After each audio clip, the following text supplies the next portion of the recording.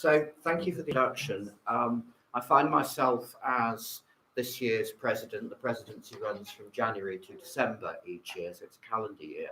And at the beginning of January, it looked like a very long way away. And suddenly here we are in March. And I find as I get older, time flies very, very fast. And I'm sure I shall blink and be handing the medal, which some of you have been admiring, over to our Vice President, Judy Brodie-Preston, from Aberystwyth. And it's really nice, I think, to have a Vice President who will become President from higher education. Higher education is, of course, the largest membership group inside CILIP, which in itself is interesting. Just a little bit about me. So my day job is as Regional Director of Health Library and Knowledge Services for the North. And essentially what that means is I provide a leadership, strategic, coordinating and developing and quality function for all NHS libraries across the north of England. So that's everything in North West, everything in Yorkshire and everything in North East England. So I've got Liverpool and Manchester, I've got Sheffield and Leeds, I've got Newcastle and Durham and York, and I've got all the lovely rural bits in between and Cumbria in the Lake District. So a lot of travelling. We have about 60 NHS library services across the north of England and over 300 staff. The good news is I don't have to manage any of that. They're all employed and managed within their home organisations, and my job is to find ways of improving the quality and getting them all working together. So it's very much a strategic role. And one of my revered predecessors in the role elsewhere in the country is Shane Godbold, who was regional librarian in London. And so I'm in awe of your company. All right, well, I'm not going to ask you to say anything at that point, Shane. So I've been an NHS librarian almost my entire career. I qualified in 81. I discovered at the end of my course in 81 that there were no jobs. We had a government of a certain colour in those days, and there wasn't much left of the world in 1982. So I had 9 months of volunteering and trying to find things to do. And then I got one of those maternity leave posts where they couldn't find anybody else. And I worked for 12 months in a college of FE in the Black Country. And it was great experience. I'm sure we've all had jobs which we didn't like. And it was a job I knew I didn't want to go and work in further education. But nevertheless, that in itself was interesting and valuable and useful because it helped shape the remains of your career. And I then got myself a job in an old-fashioned school of nursing in the NHS, providing library services to student nurses, and have not looked back since. And the rest of my career, 35 years, has been in health libraries. So don't know a lot about business, don't know a lot about higher education, certainly have never worked in a public library. And you'll see from my column in Information Professional last month, I've never been a Saturday assistant, although I have worked on Saturdays, and the current job is 7 days a week, 365 days a year. So I'm going to talk about a variety of things this evening. Each CILIP president is entitled to have a theme to their presidency. This group will know very well that last year's president, Ayub Khan, had international as his theme, and he sped off around the world doing all sorts of great work. This group will be bitterly disappointed to discover that I'm not following Ayub's footsteps, and I suspect Shane and colleagues from Health know that I'm one of the world's worst travellers. I always feel I'm like the proverbial fine wine. I don't travel well. So I'm probably best left up in Lancashire. So presented with the idea of a presidential theme, rather than just choose one, I've got two, being greedy. So I'm going to talk to you in a little while about my two presidential themes. And then right at the end, when we've nearly run out of time and you're all getting itchy to kind of take yourself off either into the night or to the pub or to the facilities, which is where I shall probably have to head. I've got some slides about international, but we'll have to do them so fast you won't have time to ask me anything, because I don't know anything yet, but I'm working on it. So I thought we'd start by just asking you some questions. Now, I'm not going to ask you to answer them now, and I'm doing this with every single group I talk to, whether it's a special interest group, an AGM, whether it's a crowd of students. I was talking to the library school students in Manchester last week, whether it's a conference. I'm trying to get people to think about how much they know about CILIP. And you're not allowed to ask Alice, because she knows the answer to everything. Alice is one of the very few people who comes along to CILIP board, to CILIP AGM, and listens and asks questions, lots of questions sometimes. But absolutely what membership should be about. This is your body. It's not some they or them. So I thought I'd just ask you a couple of questions. If we've got time at the end, we'll do the answers. If not, I will send esteemed chair a note of the answers and he can share with your good selves. So the question is, obviously, what is the building? Well, here we are. But if you're asking that question in Manchester to library school students, they don't know what that is. Why would they? But my question is, well, it's a two-part question. How much is it worth? Not going to get the answers now. How much is it worth? Alice, you promised you'd be good. We're both from Leicestershire, you know. It does terrible things.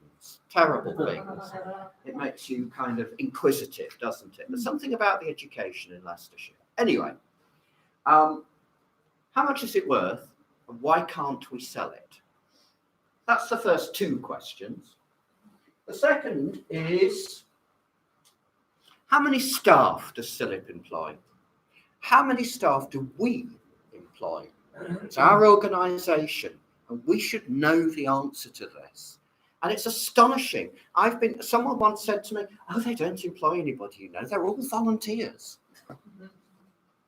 And of course, people see the first slide with the 6-storey building. You can only see 4, but there's a basement and there's a little eyrie on the top. And people say, well, you know, there's 6 stories. There must be hundreds and hundreds of staff. We wish. So how many staff does CILIP employ? That's the second, really, one of my questions. And then thirdly, and for those of you who like structure and organisation, could you actually draw me a diagram of the structure of CILIP, which would include the members, which would include the employed staff, which would include the presidential team, and indeed the board of trustees, and how they all relate to one another. So there's a challenge. But I think as members of this very prestigious and ancient organisation, it is incumbent on all of us to know more about how it works and the way it works and its structure. What I'm trying to say here, the better informed we are about our home-owned organisation, the more we can shape its future, the more we can ask the odd difficult question, the more we can appreciate the challenges that it has. So that's my prequel. CILIP, as you know, is the only professional body for library and information workers with a royal charter. It does go back to 1898, the charter, but of course the organisation, is it wrong, Alice? She shook her head. I think you'll check with the Privy Council office the date of the current charter was. Okay, well the slide for the moment says it's 1898, but if you just pop a little asterisk in saying subject to checking with the Privy Council, see Alice, and we'll get that sorted out. But the key thing here is that it's late 19th century. It does go back further than that. And you can see that on that board. There we are, 1877 to 78. And I know Shane wrote the book on John McAllister, who is also on this list for 1915 to 1918, The Venerable Mac. If you've not read The Venerable Mac, queue up to Shane and she'll give you a signed copy. Have you got any left? I've lost mine. I lent it to a CILIP chief exec, who never gave it me back. I know. That's a true story. That is true. I tell a lot of stories. They're all true. So just something about the nature of this organisation. You can trace its roots to the 19th century. Not giving away the answer to my earlier question, though, there's something about what is the role of the presidential team. There's myself, there's Judy Brady-Preston, who is our vice president, and there's Ayub Khan, who's our immediate past president. And the role of the president is to bring the voice of the membership to the heart of CILIP, to its board, to its committees, to its groups, to the staff. And our role, I've said to Judy, is firstly to get to know each other well so that we act as a team. And secondly, to be out there as much as is humanly possible, because we've both got day jobs, but to get out there as much as is possible and meet people in their places of work, meet people at their AGMs, try and understand what it's like in whatever it is you call the place you work. Because I do get rather shouted at when I say, when we go and visit libraries and librarians. And there are people, of course, who are not called that and don't work in a library. Increasingly, we have people, and there's a slide on this later on. So wherever it is you work, whatever aspect of librarianship, information management, knowledge management, data management, the role of the president and the vice president is to listen and to try and understand, to meet and to showcase, and to be your voice at the heart of decision making. It's all beginning to sound a bit party political, isn't it? It's all a bit worthy. So before I get too carried away, we'll move on. So essentially what I'm trying to say, and I know this is something of an old chestnut, CILIP is not about some remote body in London. It's not a they, CILIP is us. And it is the kind of organisation that we have made it, we have voted for it, we have created it. And if we want it to do different things, if we want it to be different, then we have to help make it so. And I don't think it's just about being an activist. You can be an activist in lots of different ways, not by just being on committees, but by doing research, by writing, by mentoring. There are all sorts of different ways of doing that. Because I've already got myself into trouble, you know, in my first article, Information Professional, because I said it's obviously the most important thing as a professional is to volunteer to do committee work and that sort of thing. And someone has written to me, quite rightly, and upbraided me. She lives in Cambridge, she's not abled, and she says, not everybody can do that, David. Not everybody has the privilege to be allowed out to volunteer. Not everybody is allowed to go and do that. Not everybody has the time. So I've had to backtrack a bit and say, yes, of course you're right, and I wished I hadn't written it. Because there are lots and lots and lots of ways to be a professional, as long as we have that shared approach, those shared values, shared ethics. So, this is an awful slide. And I was sent it yesterday afternoon, and it wasn't the slide I was going to use, but hey, there we go. I can't read it either. So it's all right, don't worry. So I have two presidential things. One is brought, it has arrived from my role as a health librarian. In health librarianship, we have been, we were early adopters, if you like, of evidence-based librarianship. That everything we should do should be based on the research and based on evidence, and that we need to grow and nurture that evidence. In the same way that when you see a doctor or a nurse, you hope that they are evidence-based, that they're up to date, up to speed, have looked at the research, and they are treating you as best as they can with the best available evidence. So do we believe that librarianship should be evidence-based. And one of my key themes is to pick that up from health librarianship and say to the whole profession, we should be finding ways to promote research. Now, CILIP did some research into the ways in which librarians do research. So are you still with me on that? The initial research analysed lots of different... Is that flickering? Yeah. I just thought that was me for a minute. I thought, well, the elderflower is a lot stronger than I'd realised. So there are lots of sources of research. Library and Information Service abstracts. There's a good thing to start with. LISA. Any idea how many journals LISA, our own abstracting journal, how many journals does it abstract? I know, 440. Bedtime reading for all of us. And there is something about the profession, is there not? There is something about the profession where we spend most of our working lives helping other people find the information they need to do their job better. Please don't record better. Better. So we don't always do it for ourselves, though. There is a huge wealth going back decades of library and information research.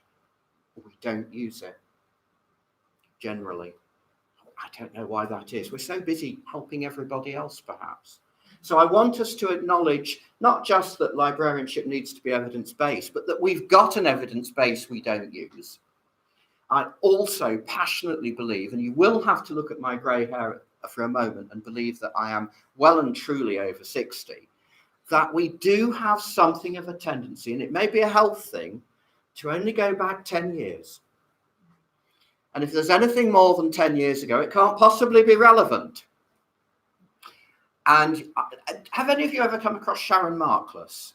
She's written with her husband, David Stretfield, on how to evaluate library and information services, worked for the Gates Foundation, helping other countries develop strategic approaches to libraries, public libraries, university libraries. They've worked all around the world, and they've worked very hard on evaluating library services. And I've worked with Sharon a couple of times in health libraries. We've brought her in to help us. And we say, oh, we're doing this, Sharon. And she stares at us open-mouthed and says, but we disproved all that in the 1970s. What on earth are you doing that for? It doesn't work. But we didn't look as far back as the 1970s because it's not 10 years ago. So there is something, I think, about acknowledging the research base we've got and recognizing that previous generations did great research. So why aren't we using it? That one, by the way, the Sharon Markless, I'm afraid I've always got a story. If it gets to 8 o'clock, will someone say? I mean, the room will be empty, I know. But what the issue that Sharon picked us up on was train the trainer. It's such an easy way, you think, of getting some training out there. You've got 300 people, they're spread all over the north of England. You need to train them in something. You get 5 people in a room, you train them, and you get them to go out and train the other 300. Well, apparently it doesn't work. And research, educational research from the 70s proved that train the trainer doesn't work. And you know what? We've tried it. And guess what? Total disaster. Total waste of energy and time and money. So there you go. So I'm passionate about research and the evidence base. And we'll probably talk for hours and hours and hours. Now, I can't read this either, as I've already said, but apparently we are using research in the profession to develop training, to inform our own research, to inform policy, to influence others. Please give us the money.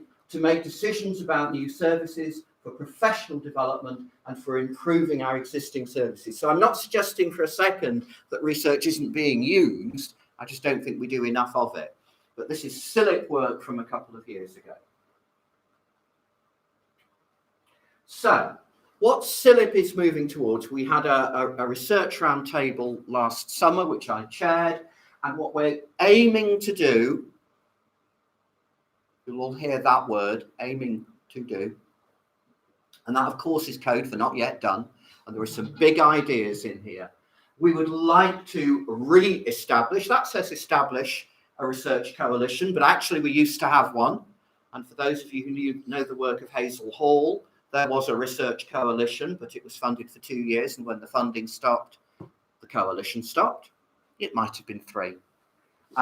So we would very much like a research coalition that creates a common framework for research, We'd like to pilot some small-scale research, and I'll come on to small scale in a moment. And we want to find ways of making the research base much more accessible to everybody in the profession. Because clearly there's something wrong. We don't seem to be, as I say, using our own research base very much. So that's CILIP's ambition. Now here are some people. And I know my health library, I walk around quite a lot. I know my health library colleagues probably know who these people are, and I guess the rest of you don't. So on the left is actually, I beg her pardon, Professor Alison Brettle. She got professorized. Professor Alison Brettle from Salford University. She is a librarian by background, but she works in their health faculty doing health research. And that is interesting. Next to her is it's quite a young looking Dr. Andrew Booth, who works again in the Faculty of Health, but at the University of Sheffield. He too is a librarian. And they are the UK, and I'm just going to tread very carefully because I've got experts in the room, but they are essentially the UK mother and father of evidence-based librarianship. They looked at what was happening in medicine and the movement to make sure that doctors, nurses were evidence-based. And they said, why can't we do that for librarianship? And they helped build in the UK, but I have to say with North American and with Australian colleagues, they helped build a movement of evidence-based librarianship. And the 10th EBLIB, Evidence-Based Library and Information Practice Conference, is in Glasgow this June, and I'm the keynote speaker. Don't come, because it's the same slide set. You've heard it, give or take. But they were passionate about the need to make librarianship an evidence-based profession, and Andrew ran the very first evidence-based librarianship conference in Sheffield in 2000 and something, I don't remember, and I think it's 2002. That's what I put in my article, but I have to admit to you, I failed to check it, and I am waiting for someone to write to me to say, you know, you got that wrong. You should have checked your references, but there you go. So Professor Brettle, Dr. Booth, really important figures in librarianship, and I hope there are going to be some books in the future about them and their fantastic contribution to the future direction. So they passionately believe evidence-based librarianship is ground up, small scale, that you do your research in the work setting. You do it with fairly limited resources, audits, small scale research, and you build up masses of that across sectors to give it some kind of momentum.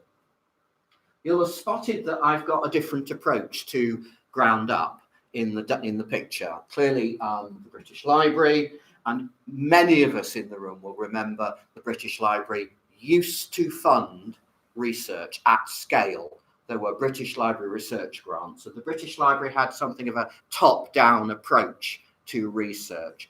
Big scale, let's try and do this across public libraries or university libraries. And of course, the money vanished long ago.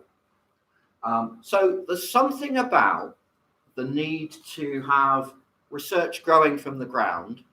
But as I said in my CILIP slide earlier, we also want to try and coordinate some of that. And I think the British Library, having been a top-down organisation, it has a new director, Liz Jolly, who's come, of course, from the north of England, hurrah. And we know that Liz is very interested in revisiting the role of the British Library in research. And that's great because they're around the corner. And I'm going to tell you a story. I was down for a meeting and I was with my deputy, Linda Ferguson, who's an honorary fellow here. And Linda and I were having breakfast. It was a 2-day meeting. We got to stay in a London hotel. I don't need to tell any of you anymore about the quality of London hotels. It was an NHS affordable London hotel. You know what I'm saying. And we were having breakfast and this woman went past me. You know, it's about 8 o'clock in the morning. And I said to Linda, who's that? You know, who's that? I couldn't remember. And she said, you know, she's and it was Liz Jolly, the director of the British Library. We were across the road, and she was clearly meeting a colleague who'd stayed in the hotel. And there she was walking past us. But you know, it's always too late. By the time you've remembered and kind of gone, ooh, they've gone past. But it only was a few weeks ago. So we think the British Library is interested in a new role around research. There is, have any of you heard, I know this is an odd slide, any of you heard about Shane? You'll know about this because you were in the audience. This is Cormac, who is a great speaker on the power of association. And association, not in association's capital letter, but association as in what we are doing here now. We are associating with one another.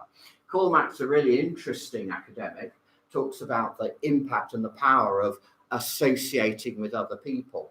And one of the points he made at a conference I attended with Shane in Dublin last year was that you have to be very careful about taking an organisation like the Men's Shed Association. Have you come across men's sheds? For those of you who are not men, I don't know whether there's an equivalent for women, but there is a Men's Shed Association. It's got branches all around the world. There is apparently a branch here in the UK, but the Australian Men's Shed is the one I found the picture of. And it's an organisation that brings men together who have sheds and to talk. Because men don't generally do much of that, you know, sharing, talking thing. We're kind of a bit shy about some stuff, and I'm not even going to go there. So you get the drift.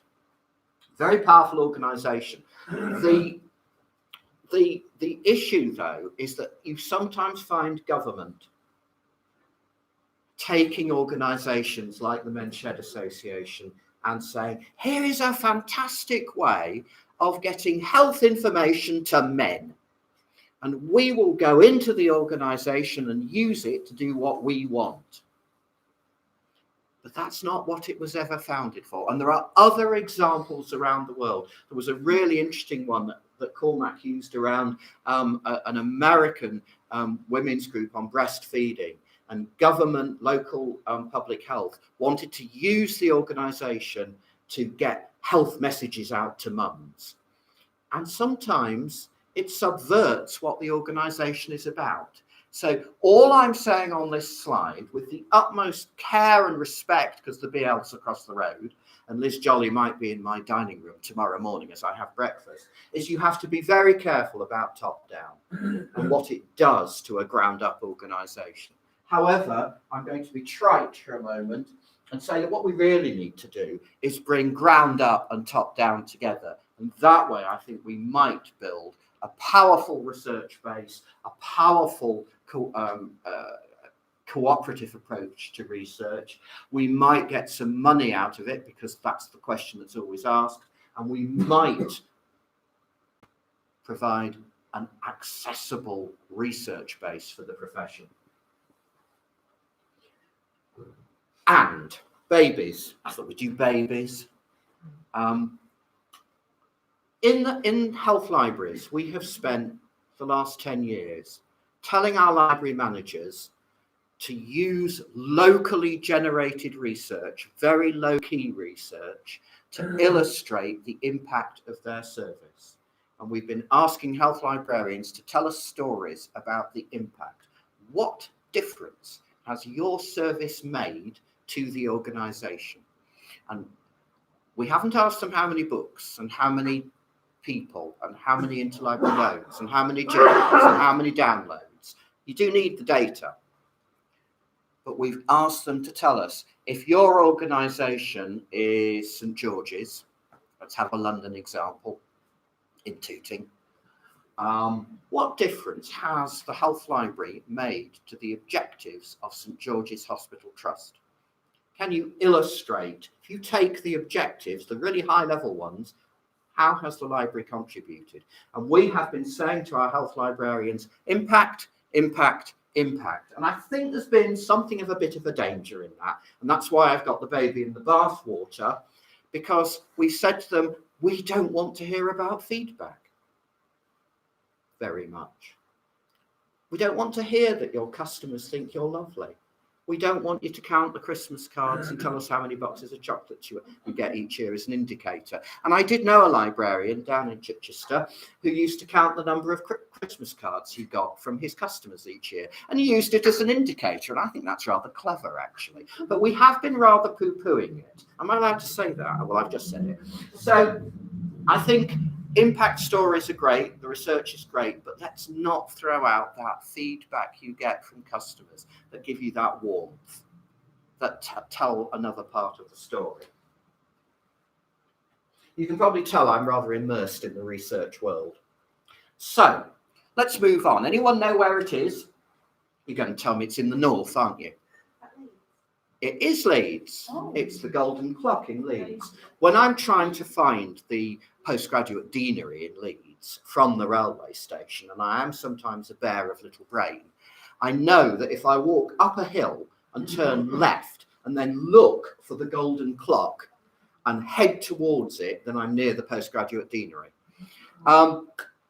So there's Leeds for you. The other presidential theme I had, given that I have spent the last 20 years living in Leeds, in the north rather, not in Leeds, in Warrington. I'm not from the north, and I've already given the game away because Alice and I are both from Leicestershire, we're Midlanders.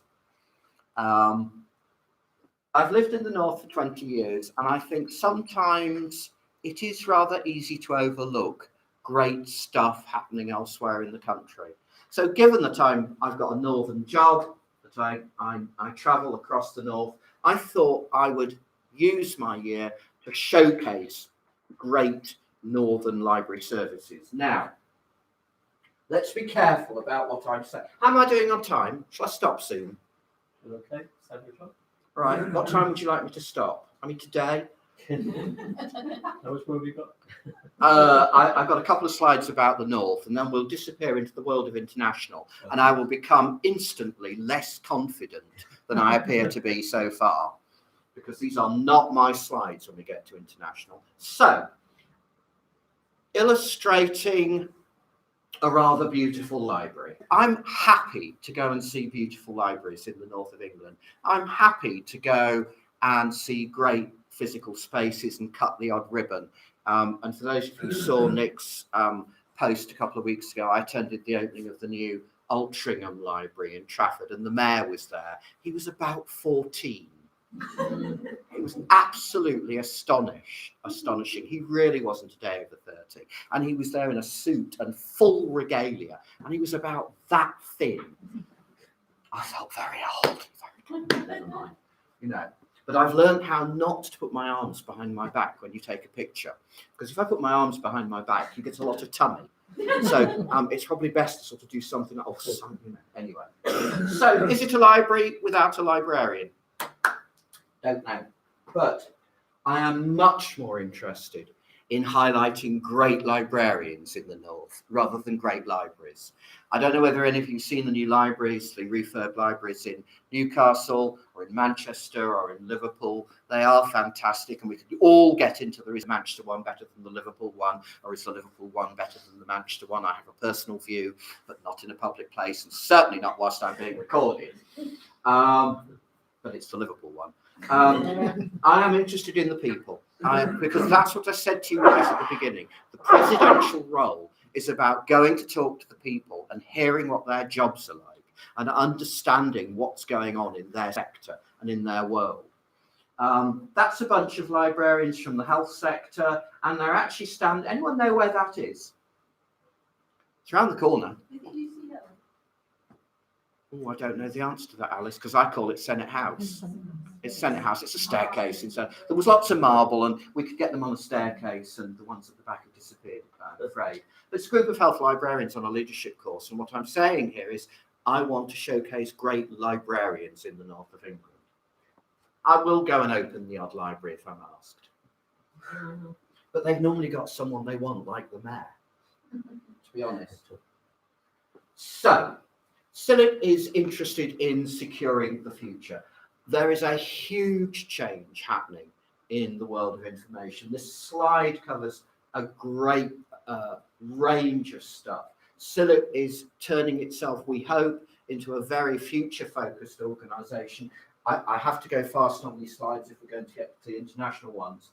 Part of the long-term success is to grow the leaders of tomorrow, people who can come and do all of our jobs. And some of the young people in the room, you will be standing here one day, I hope. So CILIP has created a leadership network to help people grow their leadership skills. And we're looking to lots of different sectors in librarianship who are investing in the leaders of tomorrow. Health is certainly doing that. I've already said, and we already know, that the days when we just said this is about librarianship are gone, and we have people who call themselves librarians. There are people who call themselves information managers. There are people who call themselves knowledge managers, and there are data professionals. And there's a fantastic job title in here somewhere, and I can't find it now. There was one that Nick thought was marvellous. Now I can't see it. But the range of jobs that people who are now training to be librarians might go into has that breadth. I was at the University of Bournemouth just before Christmas in a typhoon. It rained like I'd never seen rain. And I had 3 visits and we couldn't park near any of them. And so I had to, by the 3rd one, I was, drowned rat syndrome. I was terribly ill the next day, but soldiered on. And I was talking to the University of Bournemouth, to the library team there, the senior team. Christine Fowler's the university librarian at Bournemouth, got a great team. And there were several of them with job titles I simply didn't understand because they were managing data.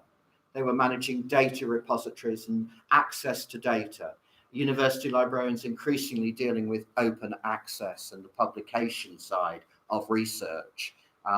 Very different, I think, to the kind of university library services that we would have seen 20, 30 years ago. So there's a huge range of jobs within the profession. There's a slide which tells you CILIP is a great organisation to join, but you know that. But this is a great slide for students. We've got to the international slides. Now, there's only one of these that I wrote. The rest are CILIP slides, and I'm not quite on my brief, so I'm being very open with you. So if there's a complicated question, email it me, and I'll get you the right answer. But I might not get the right answer verbally today. So, my experience of international is quite limited. You'll have picked up I'm not the world's greatest traveller.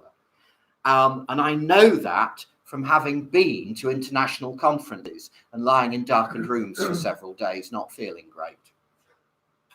So I've got a couple of observations here. Firstly, North American conferences. I've done 2 in Canada. I've done 1 in the States. And I've also done, I was on the Library Advisory Board for the New England Journal of Medicine for 3 years. So 2 paid for trips a year to the United States. Fabulous. They really did put you in smart hotels. There was one in Sarasota in Florida. It wasn't 5-star, it was 6-star. I sank into the carpet, and not only did they turn the bed back for you and make a little shape with some towels and put a chocolate, but there was a little note about tomorrow's weather. Oh. I didn't know what to do with myself. And I did go to the meetings as well. American conferences, huge, vast in a way you cannot imagine unless you've been. The Medical Library Association, the MLA conference is 2,500 people. They are indescribably well organised. They've got ribbons and sashes and badges and welcomes for new people and welcome for tall people and welcome. It was just brilliant. I don't know how they do it. And what I found in North America was librarians are hell, and they say librarian and library in a way that I can't mimic with my Leicestershire accent. But it seems to have got extra vowels in it. Any Americans? I'm not actually being rude, but it's an extraordinary way of speaking. They are held in such esteem in North America. You tell someone you're a librarian, and they go, wow. I'm not sure what's happening here, but I test it out in taxes. And I did go through a very shamefaced period with taxes. When they say, and what do you do, Gov? That's because it was down here. And I used to say, I work in information for the NHS. And I stopped saying I was a librarian for a few years. I'm very ashamed of doing that now. I wouldn't dream of doing that now. I say I'm a librarian. That's what I've trained as, that's what I've worked as. But there is something about the esteem with which we are held in this country, which I don't think matches the levels of esteem in North America. I've also been to quite a number of conferences of EHIL, the European Association of Health Information Libraries. Those are very varied. The quality of those conferences is very varied, but lots of people volunteering without the money of North America to create a European conference of health librarians.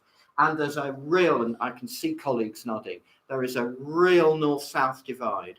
North Europe, better funded, more professional libraries. Southern Europe, far fewer professional librarians working in the health settings across Spain and Italy and Greece, and very poorly funded, and often in charity settings. It's a very interesting divide. Our national strategy for health libraries in England is called Knowledge for Healthcare. It's 5 years old. It has generated some international interest in what we are doing in English health libraries. And so we're working with the library school in Switzerland, and I can't say it. Can someone help me? Who's Kerr? Yeah. Do we think German speaker?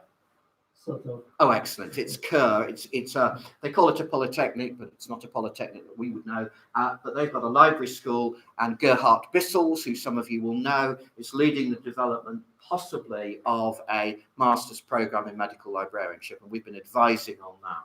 And we've also been sharing lots of learning, and not just by email, but by Skype and real time, which is quite challenging when it's Australia. But we've been sharing what we've been doing with Australian, Canadian, and US health librarians.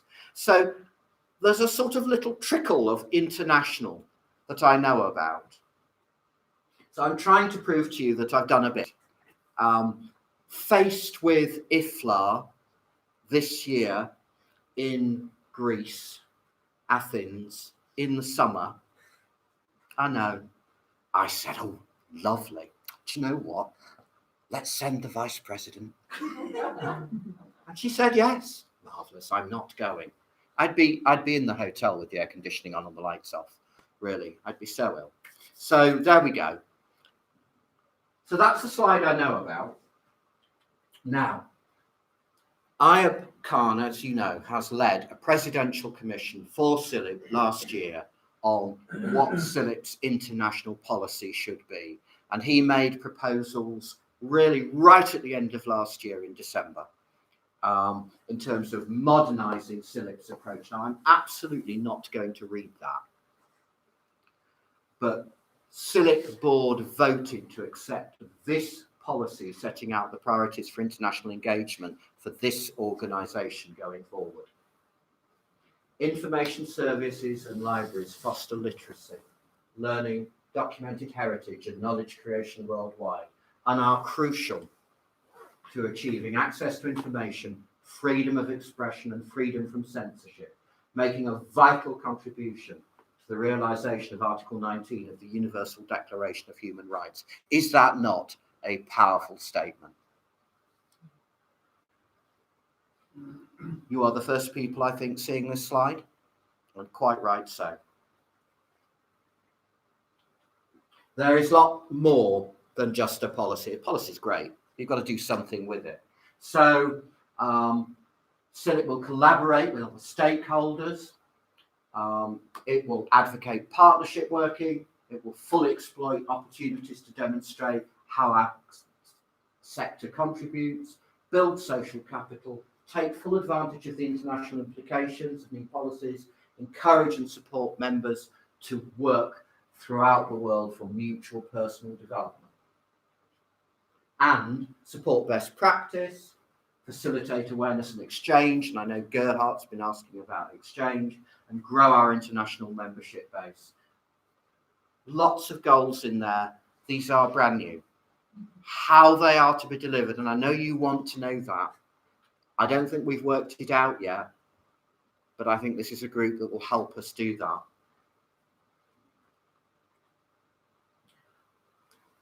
There is also, alongside the policy and the goals, a new funded project with funding from Arts Council England called Working Internationally. This is a 2-year project, and we're just about to appoint a project lead for this because it's got money and it will have staff, or as we say down in the south, staff. So we will map existing international work across all UK libraries, promote international collaboration through new content and editorial. That sounds like publishing to me. Create an annual Working International for Libraries conference. So there's a conference. There's a grants programme. Promotion of UK libraries to the international community, mostly through IFLA. Providing training and support for librarians to develop international working. Again, we'll pick up with Gerhardt for the German-speaking world. And engage with parliamentarians to raise awareness of international working. And one of the great successes of our chief exec and CILIP in recent years is to re-engage with parliamentarians and the all-party parliamentary group on libraries, which is really hard to remember and get those words in the right sequence. Did I get it right, Alice? I think so. Will you check for me? Yes, and also this is the revised parliamentary because the other one Folded. Well, that's a polite way of putting it. Yes, thank you. But it's the revised one. And I think we have a chief exec who is believable and articulate on the amongst parliamentarians. So I know I whipped through the international slides fast. They are brand new. I will make sure that everybody through your chair in this group gets this slide set. And I'm happy to answer questions from members, but Nick will know more about this new international agenda. I've already said that I want to meet as many people as I can through my presidency. There are the dates of some of the Meet the President. I am going to Exeter as well because the Southwest felt very left out and made representation. So I'm going to Exeter for 2 days in April. I'm just hoping it's not going to rain. It never does in the Southwest of England. And I'm trying to get to Wales, to Northern Ireland and to Scotland. I think I'm going to Scotland twice in this 12-month period.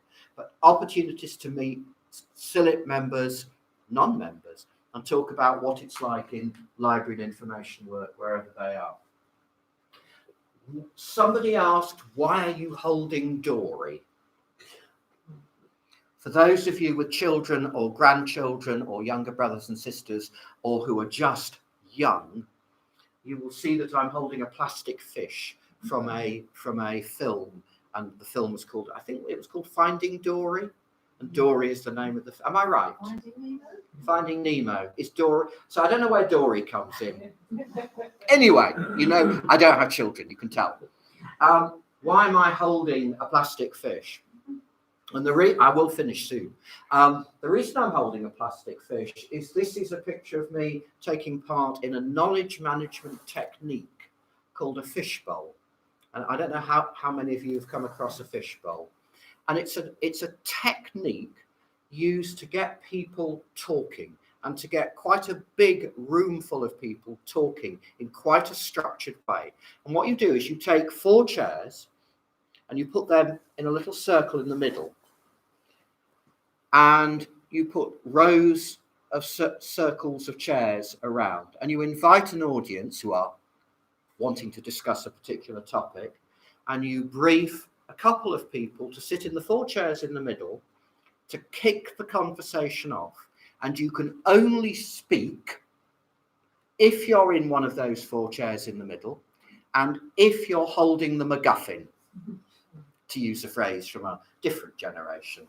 And in this instance, the MacGuffin, the thing that enabled you to speak, was a plastic fish. I kept thinking it was a microphone and kept talking into it. I quite like talking. I know you'll think I'm terribly shy, really.